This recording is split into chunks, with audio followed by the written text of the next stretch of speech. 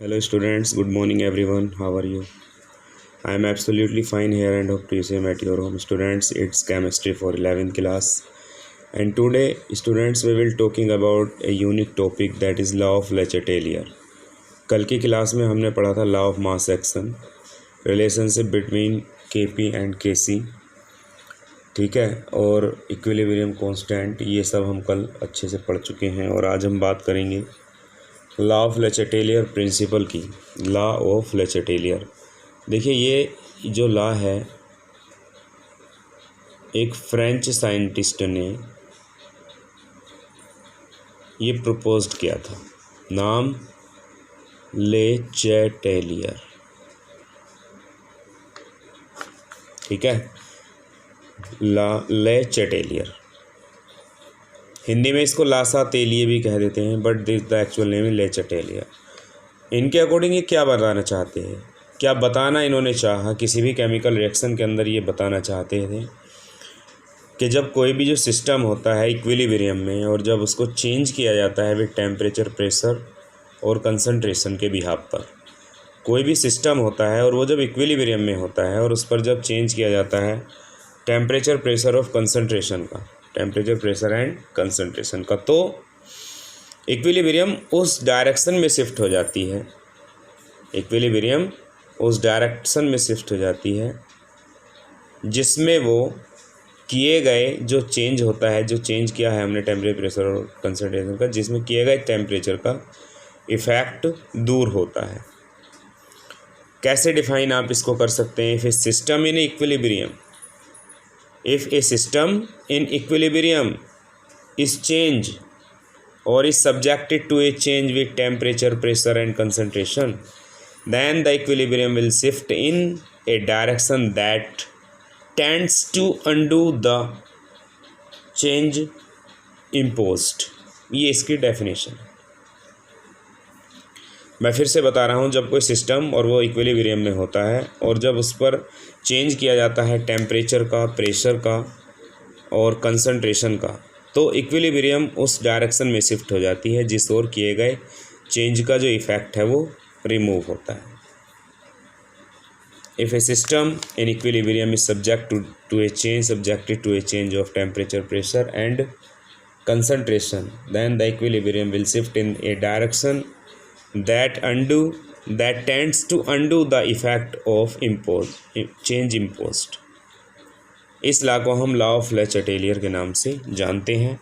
तो आइए चलते हैं, यहाँ पर तीन यहाँ पर चेंज इन्होंने किए हैं और वो चेंज क्या क्या हैं। इफ़ेक्ट ऑफ, पहला change effect of temperature.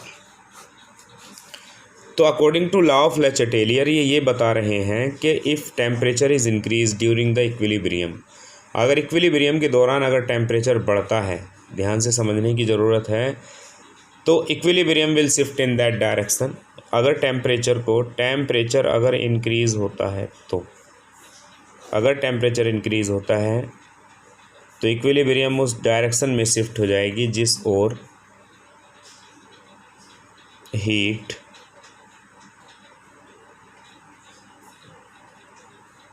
Absorb हो रही होगी। If the temperature is increased, the equilibrium will shift in that direction. Equilibrium will shift in that direction where heat is absorbed. This is the main point। ये effect है temperature का।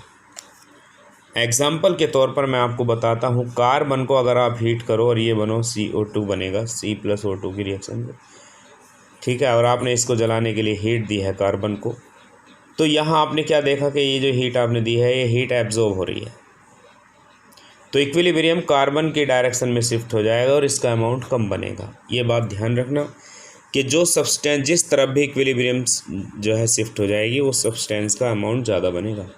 अब क्योंकि ये reactant है, ये बनेगा तो नहीं, लेकिन ये प्रोडक्ट के बनने को कम ज़रूर कर देगा।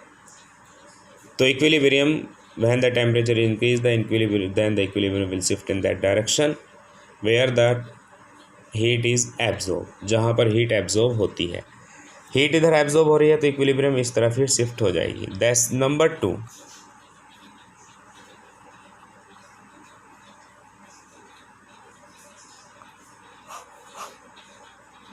Effect of pressure. Effect of pressure may be defined as, or you can say that when the pressure is increased, then the equilibrium will shift in that direction where the lack of moles is there, जहाँ moles में कमी होती है. When the pressure is increased, the equilibrium will be shift in that direction where lackness of molecule is there. Example मैं आपको इसका बताने जा रहा हूँ. जैसे N2 गैस है और 3H2 भी गैस है, रिवर्सिबल 2NH3 गैस. तो इक्विलिब्रियम आपके इफेक्ट ऑफ प्रेशर के अकॉर्डिंग क्या होनी चाहिए, इक्विलिब्रियम कैसे होना चाहिए, इक्विलिब्रियम कहाँ शिफ्ट होगी. देखिए यहाँ पर है आपके 1 मोलिक्यूल और यहाँ पर है आपके 3 मोलिक्यूल, तो टोटल हो गए 4 मोलिक्यूल. तो equilibrium will be shift in that direction where the lackness of molecule is there. तो यहाँ 4 से आपका जो मोलिक्यूल 4 से नंबर ऑफ मोल्स आपके आ गए 2, यानी कि यहाँ कमी पाई गई मोल्स में. तो इक्विलिब्रियम यहीं शिफ्ट हो जाएगी. Effect of pressure, when the pressure is increase the equilibrium will be shift in that direction where lackness of molecule is present during the chemical reaction. इस समझ में आया आपके. ये था इफेक्ट ऑफ प्रेशर. एग्जाम्पल के तौर पर अब बचा आपका इफेक्ट ऑफ कंसंट्रेशन. तो कंसंट्रेशन का इफेक्ट क्या है, more will be the concentration of reactant, the equilibrium will be shift in that direction, your equilibrium will be shift in forward direction. जितनी ज़्यादा कंसंट्रेशन होगी रिएक्टेंट्स की, इक्विलिब्रियम उतनी ही ज़्यादा फॉरवर्ड डायरेक्शन में शिफ्ट होगी. ये 3 इफेक्ट लॉ ऑफ ले चैटेलियर के हैं स्टूडेंट्स, वेरी वेरी इंपॉर्टेंट हैं. अगर लॉ ऑफ ले चैटेलियर की एप्लीकेशंस आती हैं तो उसमें सबसे पहला नंबर आता है formation of ammonia from Haber's method. जब आप इसे देखेंगे तो N2 गैस और 3H2 गैस रिवर्सिबल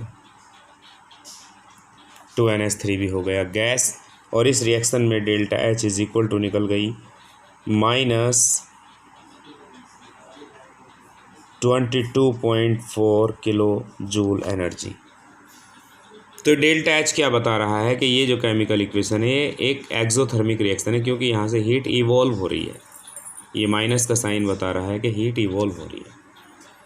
तो अगर यहाँ तीनों ही इफेक्ट की बात की जाए, जैसे effect of temperature, effect of pressure और इफेक्ट ऑफ कंसंट्रेशन, तो टेम्परेचर का आपको यहाँ पे क्या करना पड़ेगा, टेम्परेचर यहाँ आपको कम रखना पड़ेगा. टेम्परेचर आपको यहाँ कम रखना पड़ेगा. क्यों? अगर आप टेम्परेचर इंक्रीज़ करोगे तो इक्विलिब्रियम उस तरफ शिफ्ट हो जाएगी जहाँ हीट इवॉल्व होगी. तो देखिए हीट इवॉल्व इधर हुई है, सॉरी इक्विलिब्रियम वहाँ शिफ्ट हो जाएगी जहाँ हीट एब्जॉर्ब हो रही है. तो हीट एब्जॉर्ब यहाँ हो रही है, यहाँ तो इवॉल्व हो रही है. अब जबकि हीट एब्जॉर्ब यहाँ हो रही है, अगर इक्विलिब्रियम यहाँ शिफ्ट हो गई तो इसका अमाउंट कम बनेगा. ठीक है. तो टेम्परेचर यहाँ पर हमें डिक्रीज़ करके रखना पड़ता है. ठीक है, decrease. When the temperature is decrease the equilibrium will be shift in that direction where heat is evolve. अगर इंक्रीज़ कर रहे थे तो वहाँ शिफ्ट हो रही है जहाँ हीट एब्जॉर्ब हो रही है. लेकिन अब क्योंकि आप when the temperature decrease the equilibrium will shift in that direction where heat is evolve यहाँ हो रही है, यहाँ हीट इवॉल्व हो रही है, तो इक्विलिब्रियम आगे की तरफ शिफ्ट होगी और अमोनिया आपको ज़्यादा मिलेगी. Pressure, when the pressure is increase during the formation of ammonia from Haber's method the equilibrium will shift in that direction where lackness of molecule is there. तो यहाँ मॉलिक्यूल आपको मैं पहले भी काउंट करा चुका हूँ, 1 और 3, यहाँ 4 हैं और यहाँ है 2.